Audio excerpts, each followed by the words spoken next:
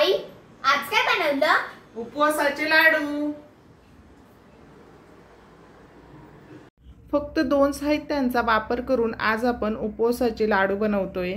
अगदी कमीत कमी वेळात आणि झटपट तयार होतील अशा पद्धतीने जास्त प्रमाणात जर तुम्ही हे लाडू बनवून ठेवले तर महिनाभर देखील स्टोअर करून ठेवू शकतात। त्यासाठी मी इथे 2 वाटी शेंगदाणे घेतलेत। वजनी प्रमाण म्हणाल तर बरोबर 300 ग्रॅम इतकी ही शेंगदाणे आहेत। अगदी कमी आचेवर थोडासा रंग बदलेपर्यंत ही खरपूस आपल्याला शेंगदाणे भाजून घ्यायचे। शेंगदाणे भाजून झाले की गॅस बंद करायचा आणि गरम कढईमध्ये तशीच ठेवायची, म्हणजे ती छान कुरकुरीत होतात। शेंगदाणे गार होत आहेत तोवर आता मी इथे गूळ कापून घेते। चाकूच्या मदतीने बारीक आपल्याला गूळ कट करून घ्यायचा आहे। जेवढी शेंगदाणे घेतलेत तेवढाच आपल्याला इथे गूळ वापरायचा आहे। शेंगदाणे गार झाली की त्याचे वरचे साल निघेल इतपत मी इथे काढून घेणार आहे। तुम्हाला साल नसेल काढायचं, नाही काढले डायरेक्ट सुद्धा तुम्ही इथे वापरू शकतात। मी अर्धवट साल इथे काढून घेतले। आता हे शेंगदाणे आपल्याला एका मिक्सरच्या भांड्यामध्ये फिरवून घ्यायचे आहेत। खूप जास्त बारीक सुद्धा पावडर करायची नाहीये। मिक्सर चालू बंद करत पल्स मोडवर आपल्याला हे शेंगदाणे वाटून घ्यायचे आहेत।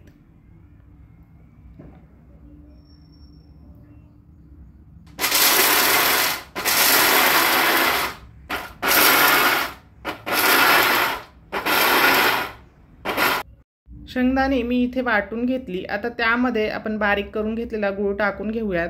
2 वाटी शेंगदाणे होती तर त्यासाठी 2 वाटी इतकाच मी इथे गूळ वापरला आहे। तुम्ही गुळाचे प्रमाण थोडेफार तुम्हाला कमी करायचे असेल तर करू शकतात। आता हे व्यवस्थित मिक्स करून घेऊयात आणि पुन्हा एकदा आपल्याला हे एकदा व्यवस्थित छान मिक्स झालं की पुन्हा मिक्सरच्या भांड्यामध्ये घालून मिक्सरला फिरवून घ्यायचं आहे। मिक्सरला फिरवून घेतल्यामुळे छान गूळ आणि शेंगदाणे एकत्र होतील आणि लाडू वळवणं हे सोपं जाईल, म्हणून पुन्हा एकदा मिक्सरला फिरवून घ्यायचं। अशा पद्धतीने हे गूळ शेंगदाण्याचे लाडू जर गूळ आणि शेंगदाणे आपण एकत्र जर खाल्ले ना तर आपले हाडं आणि दातही मजबूत होतात। ज्यांना हिमोग्लोबिनची कमतरता आहे म्हणजेच रक्त कमी आहे त्यांच्यासाठी सुद्धा हे लाडू खूप उपयुक्त ठरतात। रोज सकाळी जर अशा पद्धतीने हा एक लाडू खाल्ला तर रक्त देखील आपले वाढते आणि शिवाय दिवसभर एनर्जी छान टिकून राहते आणि कमी साहित्यात तयार होतात। त्यामुळे तुम्ही अशा पद्धतीने हे लाडू बनवून ठेवू शकतात।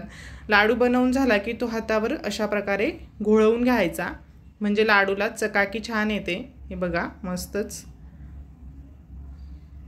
आणि शिवाय आता नवरात्र सुद्धा चालू होत आहेत। नवरात्रीमध्ये बऱ्याच जणांचे उपवास असतात, तेव्हा अशा पद्धतीने हे लाडू बनवून तुम्ही उपवासासाठी सुद्धा बनवून ठेवू शकतात। अगदी झटपट तयार होतील। आता अशाच प्रकारे सर्व लाडू मी इथे वळवून घेते। फक्त प्रमाण घेताना जेवढे शेंगदाणे घेतले तितकाच गूळ घ्या। जर कमी घ्यायचं असेल तर 1-2 चमचा इतकंच कमी करा, जास्त देखील कमी गूळ घालू नका, नाहीतर लाडू वळवणं हे अवघड होईल, कारण लाडू वळले जाणार नाहीत। आणि यामध्ये आपण तेल किंवा तुपाचा वापर केलेला नाही, त्यामुळे गूळ हा समप्रमाणातच घालावा लागेल। जर तेल किंवा तूप वापरून हे लाडू बनवले तर त्याला लवकर वास यायला सुरुवात होते, त्यामुळे तेल तुपाचा वापर न करता अशा पद्धतीनेच हे लाडू बनवून घ्या। आता हे बघा शेवटचा लाडू सुद्धा मी इथे अशाच प्रकारे वळवून घेतला। एवढ्या प्रमाणामध्ये माझे बरोबर छोट्या आकाराचे 15 ते 16 इतके लाडू तयार झालेत।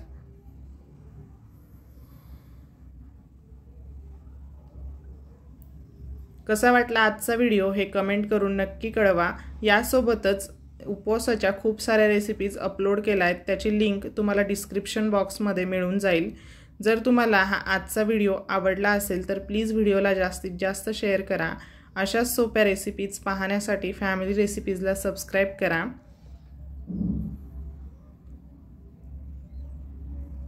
अशा पद्धतीने हे लाडू लहानांपासून मोठ्यांपर्यंत सर्वांनाच आवडतील आणि सर्वजण खाऊ शकतील असे हे लाडू आपले इथे तयार झालेत।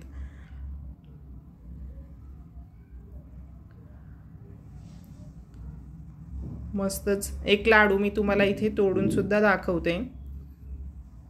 छान मऊसूत लाडू तयार झालेत।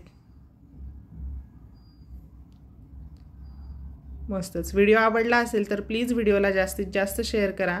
पुन्हा भेटूया अशाच एका मस्त आणि साध्या सोप्या रेसिपी सोबत। तोपर्यंत धन्यवाद।